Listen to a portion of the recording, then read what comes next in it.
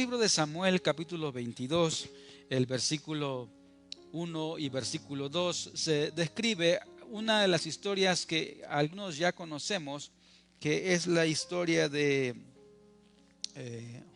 o parte de la historia de David.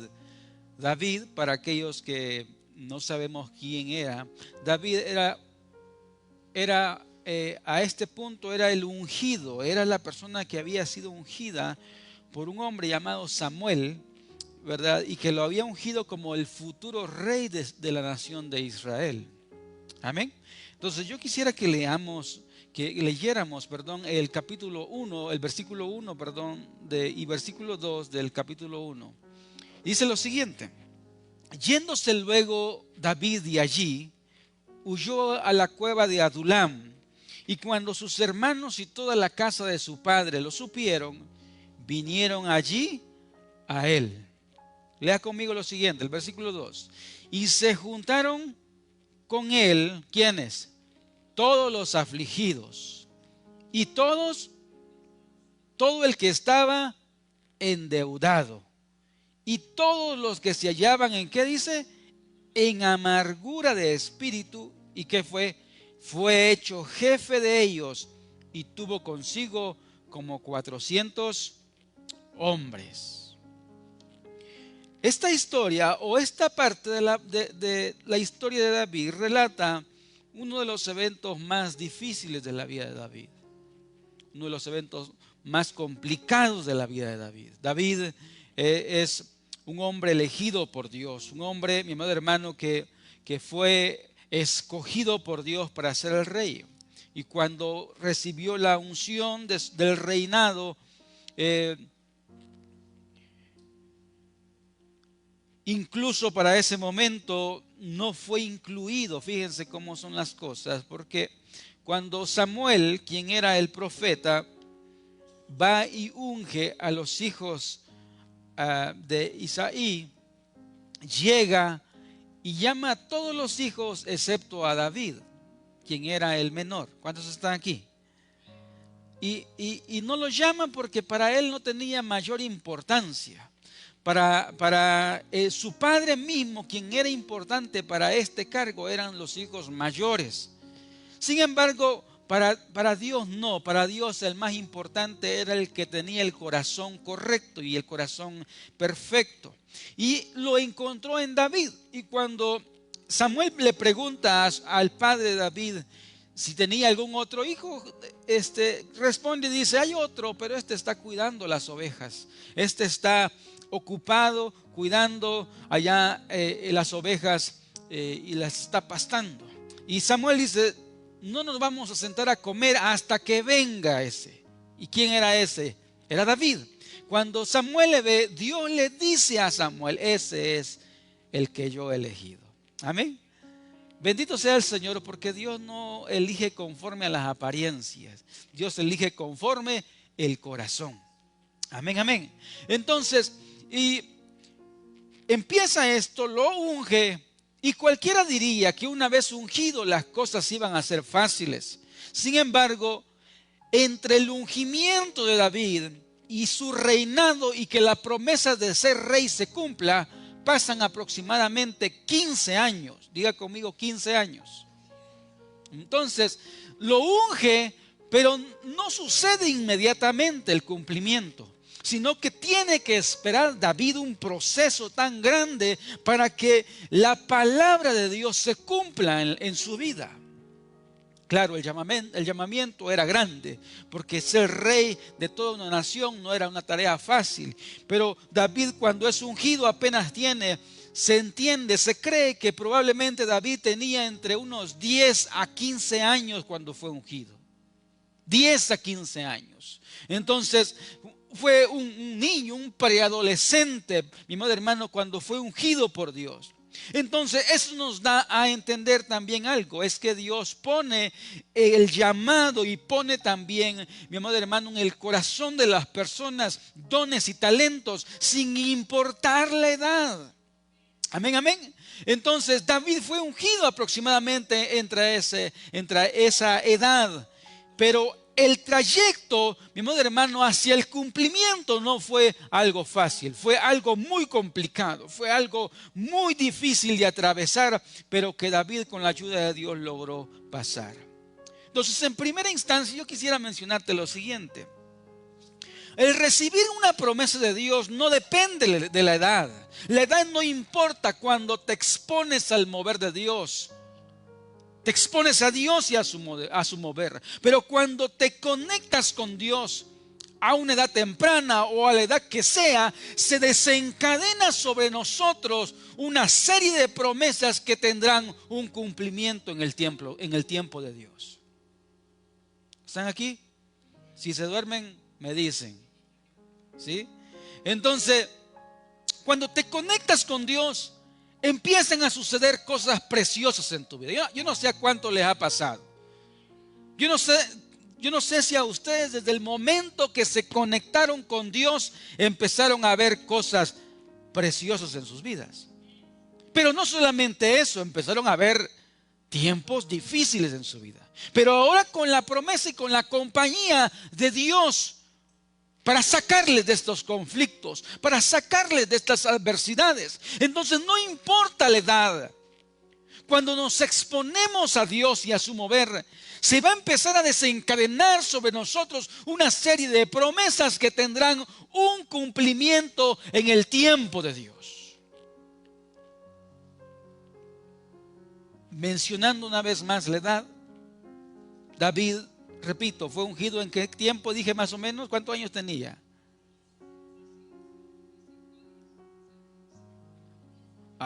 Pongámonos de acuerdo. Entre 10 a 15 años. Entre 10 a 15 años. ¿Cuántos años tiene usted? De seguro no tiene entre 10 a 15. Pero algunos jovencitos sí, algunos niños sí tienen entre 10 a 15 años. Pero entonces, pero a mí me encantaba pensar esto porque, mire hermano, mire iglesia bendita, no sabemos a quién tenemos en la casa. No sabemos a quién tenemos en casa. ¿Sabe cuál es la tarea de los padres? Nosotros los padres con los hijos es exponerlos a Dios. Es exponerlos al mover de Dios. Y una vez ellos expuestos, ellos en algún momento van a recibir, van a tener un encuentro con Dios. Y en ese encuentro con Dios, Dios va a sellar sus vidas con una promesa. Cuando Isaí, mi amado hermano, llevaba fueron a buscar a David, David no estaba incluido entre los preferidos de su padre para el cargo. Sin embargo, no sabía que al que no incluía era el que Dios había elegido. Y eso a mí me llama mucho la atención porque regularmente nosotros vemos a nuestros hijos, pero no nos vemos con un potencial espiritual en Dios. Los vemos como los futuros que nos van a mantener. Ay, no, yo no lo veo así. Como aquel que me va a cuidar cuando esté pequeño. Como aquel que me va a dar nietos o nietas. Como aquel que se va a graduar de la universidad y va a tener un buen trabajo y va a ser exitoso. Pero no nos vemos con un potencial espiritual en Dios. No nos vemos como un predicador, no nos vemos como un misionero haciendo misiones en algún país del mundo. No nos vemos como persona, como alguien que esté predicando a lo mejor en una calle, alcanzando a los homeless, mi amado hermano, a personas que estén alejadas de Dios. No nos vemos con eso. ¿Por qué? ¿Será que no le prestamos importancia al plan de Dios en realidad para nuestros hijos? Y la verdad es que tú no sabes a quién tienes en la casa a menos que no los expongas a la presencia de Dios. Y en la medida que nosotros como padres nos vemos conectados con Dios, también los hijos son afectados por esa conexión. Y se empieza a desencadenar una serie, mi amado hermano, de movimientos espirituales y celestiales que van, mi amado hermano, dirigiendo nuestra vida y la vida de los nuestros hacia el llamado que Dios tiene para sus vidas. Entonces no importa qué tan pequeños sean nuestros hijos, Debemos exponerlos, debemos declarar la palabra sobre sus vidas, debemos profetizarles sobre sus vidas, porque llegará un momento en que Dios va a cumplir cada palabra, mi amado hermano, que Dios desate sobre sus vidas. Entonces, en otras palabras, los padres somos responsables en cuanto sea posible de exponer a nuestros hijos a los movimientos proféticos de Dios. Repito, ¿cuántos años tenía David cuando fue ungido? Eso, muy bien. Entonces la realidad, hablando de la realidad, es que la etapa de la espera está acompañada de múltiples obstáculos. ¿Alguien aquí ha recibido promesas de Dios?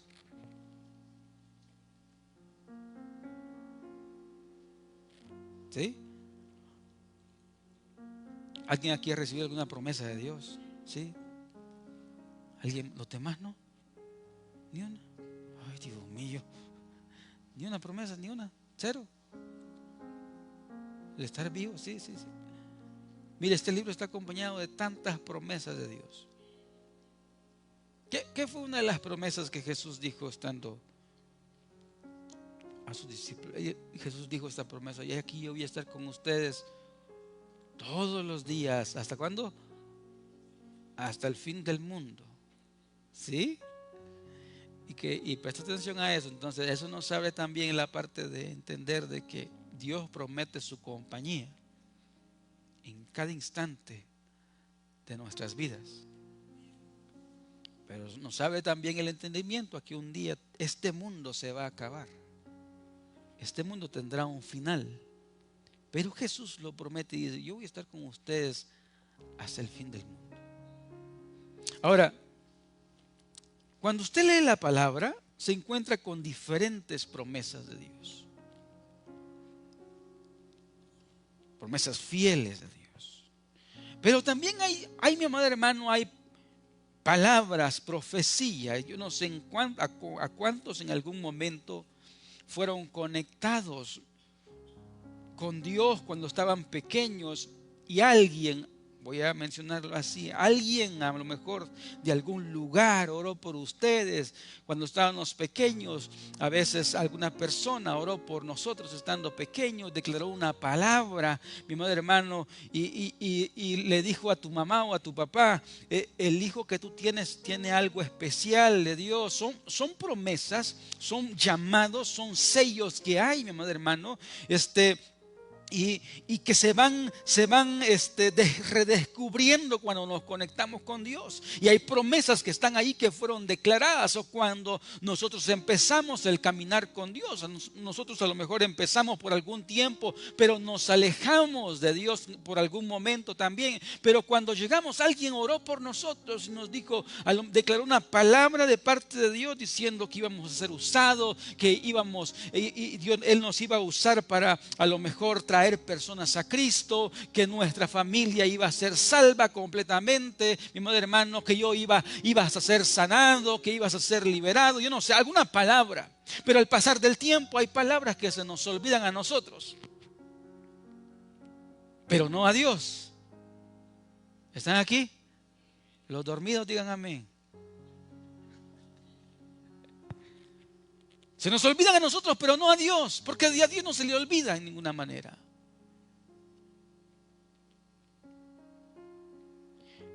Pero mientras sucede el cumplimiento de esas promesas, hay diferentes obstáculos que debemos de enfrentar. David fue ungido a los 10 años, pero mientras llegaba, mi amado hermano, el lugar que Dios le había esperado o apartado, se enfrentó a diferentes desafíos. Por ejemplo, si recordamos, podemos recordar que David fue el jovencito que mató al gigante. ¿Sí? ¿Cómo se llamaba el gigante?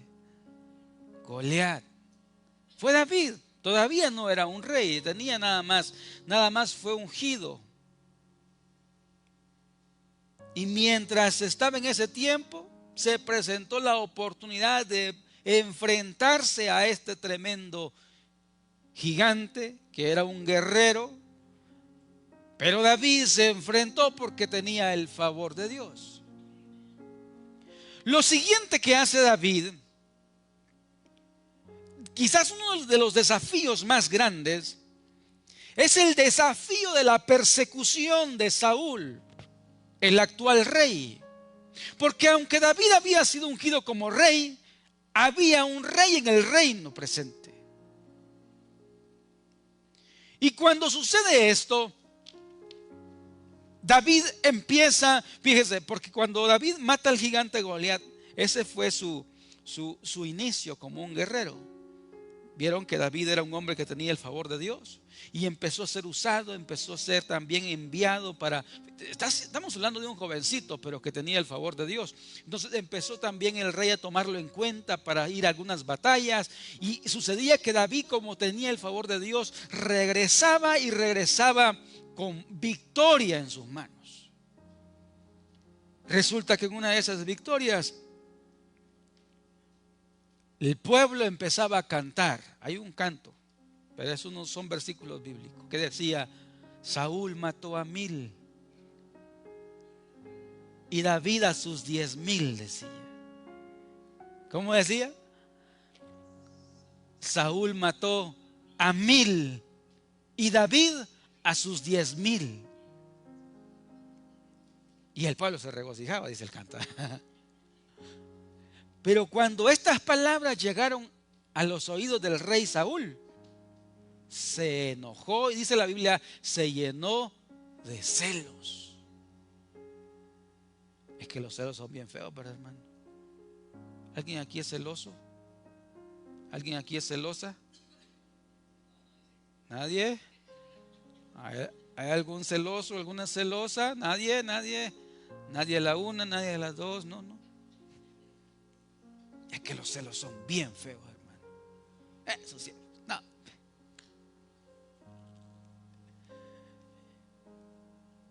¿Que con quién estabas hablando? Nada. Bueno, otro día vamos a hablar de esos temas, ¿eh? Pero entonces Saúl se empieza a llenar de celos. Y David va ganando favor con el pueblo. Y Saúl más enojado. Saúl se enojaba porque a David le iba bien.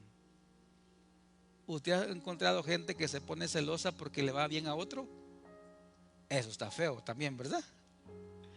Entonces, porque te va bien a ti, hay gente que se enoja y te desea lo peor. Bueno, eso está bien, digo. Lo más feo sería que te enojaras tú porque le va bien a alguien. Ahí sí está más feo. Si tú te enojas diciendo: ay, que me enojo porque dice, ya tiene carro nuevo y yo con esto mismo. Y enojadísimo, ya uno ya ni le habla a la persona. Y dice: ¿y qué tiene que ver una cosa con la otra? Los celos, hermano.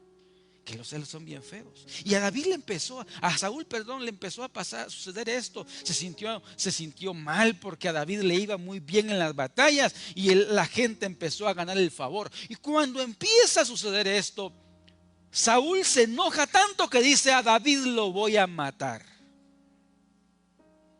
¿Qué dijo? A David lo voy a matar. Y empezó una persecución en contra de David. Empezó una persecución en contra de David, y David tiene que agarrar sus cosas. Recuérdese que estamos hablando de que David era el ungido de Dios, ¿verdad? Que tenía una promesa de parte de Dios que iba a ser el rey. Pero ahora que lo están persiguiendo para matar, cualquiera diría: bueno, y no soy que soy elegido, no que soy el escogido de Dios. ¿Y por qué las cosas me están yendo mal ahora? ¿Verdad? No que empecé a ir a la iglesia, y ahora que voy a la iglesia, que tengo la intención de servir, ¿y por qué me estaba mal ahora? ¿Verdad? Es que no hay garantía. Y David agarró sus cosas David y se fue a meter a la cueva de la cual leímos al principio. ¿Cuál fue la cueva? ¿Cómo se llamaba? La cueva de Adulán. Y en la cueva de Adulán, David no está pasando unas vacaciones. David no está pasando un tiempo de diversión. Está huyendo del rey Saúl, quien tiene celo porque le está yendo bien y tiene el favor de Dios. Pero cuando llega a la cueva de Adulán, David está quebrado, está herido, está dolido también. Pero la gente ve algo en David que no lo ven cualquiera. Y sucede que empiezan a unírsele a David diferentes personas. Como 400 hombres, dice la Biblia. Pero dentro de esos 400 hombres, todos eran hombres arruinados. Porque iban enlutados. Gente que estaba en amargura de espíritu, dice. Endeudados. ¿Y qué creen? Dice, David fue hecho jefe de todos ellos. Mire qué lujo. Porque cualquiera quiere ser manager de un buen equipo, ¿verdad? Quiere ser líder de un buen equipo de trabajo que te den ahí te den ¿cómo se dice? El premio del empleado del mes. Que te pongan ahí en el mural, ¿verdad? Pero porque tienes un buen equipo de trabajo. Pero imagínate que te agreguen a ti gente que no sabe trabajar. La gente más arruinada, más perezosa. Y cuando David pasó esto, dice que se fue a la cueva de Adulán huyendo. Y cuando supieron que estaba en la cueva de Adulán, la gente empezó a llegar. 400 hombres, dice. Y fue hecho jefe de ellos. Y en la cueva de Adulán, ya voy terminando.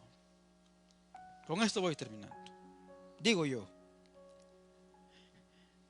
El Salmo 42 dice lo siguiente: con mi voz clamaré a Jehová, con mi voz pediré a Jehová misericordia.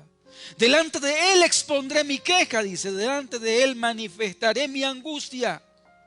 Cuando mi espíritu se angustiaba dentro de mí, tú conociste mi senda. En el camino en que andaba me escondieron lazos, está diciendo David. Mira a mi diestra y observa, pues no hay quien me quiera conocer. No tengo refugio, ni hay quien cuide de mi vida. Clamé a ti, oh Jehová. Dije, tú eres mi esperanza y mi porción, dice, en la tierra de los vivientes. Escucha mi clamor porque estoy afligido, muy afligido, dice. Líbrame de los que me persiguen porque son más fuertes que yo. Saca mi alma de la cárcel para que alabe tu nombre. Me rodearán los justos porque tú me serás propicio. Este salmo lo escribe David justo cuando está en la cueva de Adulán. Cuando está atravesando un tiempo de crisis. Cuando está atravesando un tiempo de persecución. Pero también en la cueva de Adulán, David escribe el Salmo 57, versículo 3 y versículo 4. Dice lo siguiente: Él, refiriéndose a Dios, enviará desde los cielos y me salvará de la infamia de la que se me acosa, dice. Dios enviará su misericordia y su verdad. Mi vida está entre leones. Estoy echado entre los hijos de los hombres que vomitan llamas. Sus dientes son lanzas y saetas y su lengua espada aguda. ¿Dónde está escribiendo estos salmos David? Dije, en la cueva de Adulán. Y el Salmo 34 también se le atribuye a David, que fue escrito en la cueva de Adulán. Y dice lo siguiente, y este es un salmo que nosotros lo leemos, pero lo leemos a la ligera. Dice: bendeciré a Jehová en todo tiempo. Su alabanza estará de continuo en mi boca. En Jehová se gloriará mi alma, lo oirán los mansos y se alegrarán. Engrandeced a Jehová conmigo y exaltemos aún a su nombre. Busqué a Jehová y él me oyó y me libró de todos mis temores.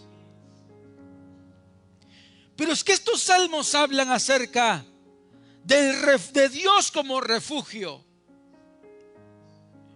Y lo que yo encuentro en algunos versículos,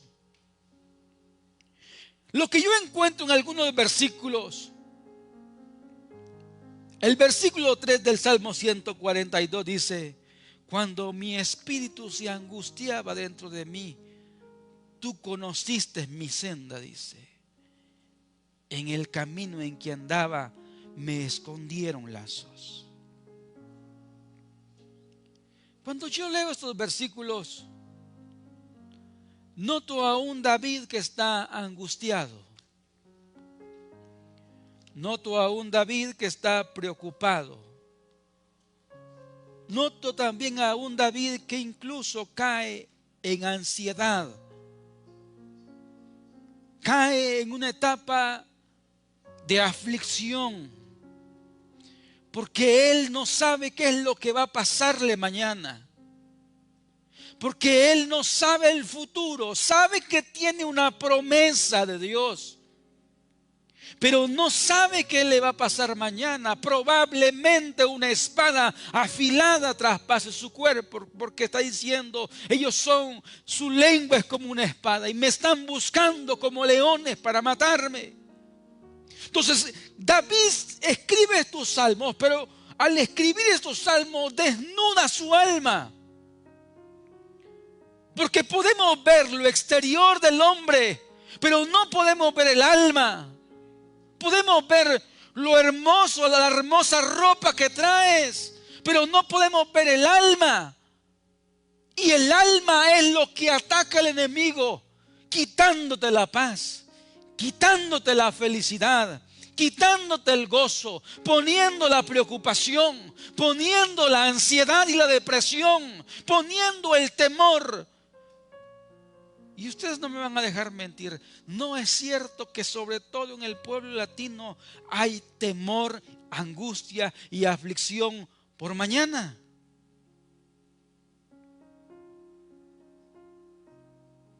Vea usted los casos.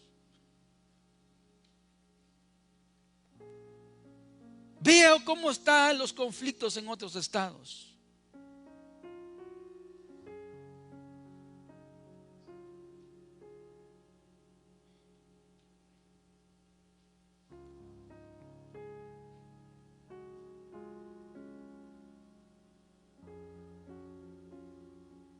Y es que la realidad que ahora solo por tener este rostro hermoso que tenemos de latino, estamos en la mira del huracán. Estamos en la mira.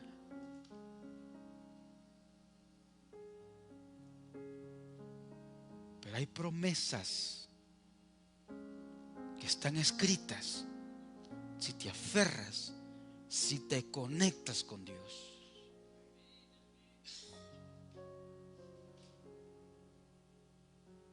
Y yo sé que a lo mejor, al igual que yo, usted se ha puesto a pensar, ¿qué pasaría si? ¿Cuántos han pensado alguna vez?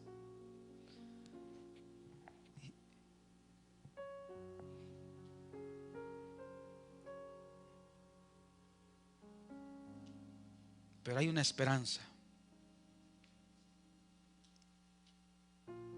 Dice el salmista, Jehová acampa alrededor de los que le temen y los defiende.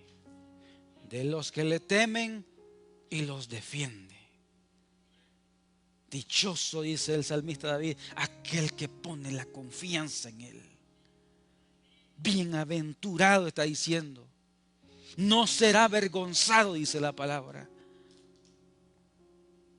Y David está en este tiempo de aflicción diciendo, bendeciré a Jehová en todo tiempo. No importa que esté en persecución, no importa que esté en angustia y en temor y en depresión, en mi boca siempre va a haber alabanza. Mis estimados, es que es fácil alabar y seguir a Dios cuando todo está bien, ¿verdad? No, cuando tenemos dinero ahí que el banco está ladeado, ¿quién no, verdad?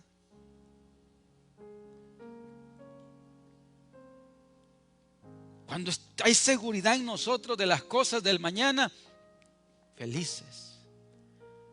Pero que se nos mueva un poco el tapetito, se nos va el sueño. Dejamos de dormir porque la ansiedad se apodera del corazón, del alma. No te digan que mañana te van a hacer un examen con el doctor, porque esa noche no duermes. La ansiedad se apodera.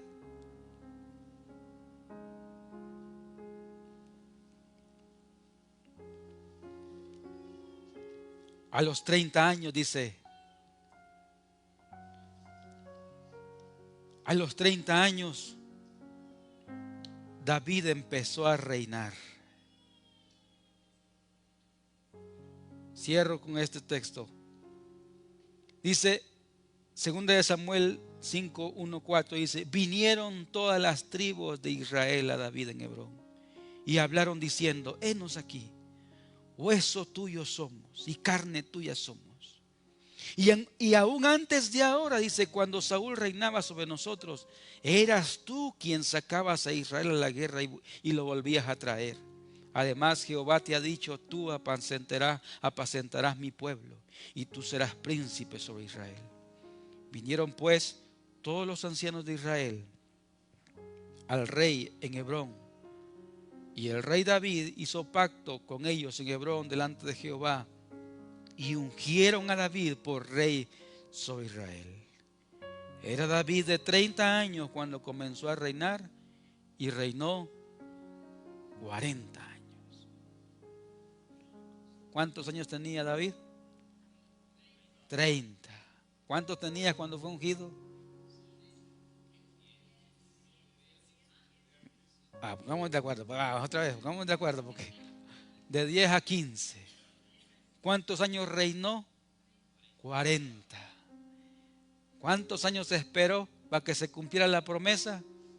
15 años. Y usted quiere que mañana esté todo ya. Eso no funciona así. Porque Dios tiene que primero formar el carácter nuestro. Porque Dios podría a lo mejor bendecirnos hoy mismo con mucha bendición, pero sabe que a algunos de nosotros las bendiciones nos hacen daño. Y nos vamos a olvidar de Él. Y nos vamos a alejar de Él. Por eso Dios tiene que formar primero el carácter. Es decir, en otras palabras, mientras tu carácter no sea formado, ahí vas a estar esperando el cumplimiento de la promesa. Entonces, como decimos un dicho nosotros, sedita, sedita, humillados delante de Dios. Permitamos que Él forme nuestras vidas, porque mientras más rápido es el proceso de formación, más rápido el Señor se glorifica en nuestras vidas, cumpliendo sus promesas. Entonces, ponte sobre tus pies. Voy a cerrar. Este día estamos celebrando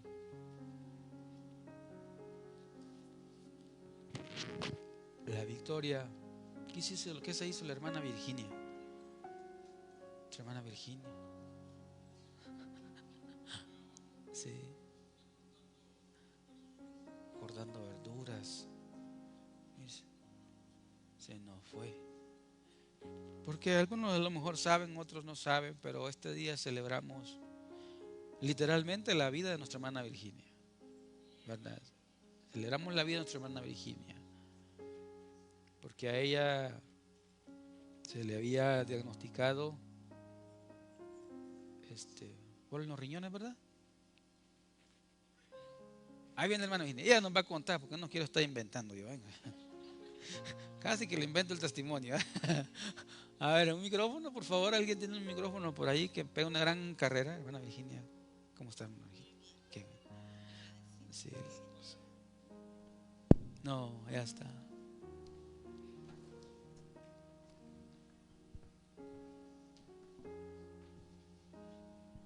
Amén. Entonces ella les va a contar. Siéntense si quiere, porque otra vez, un ratito más.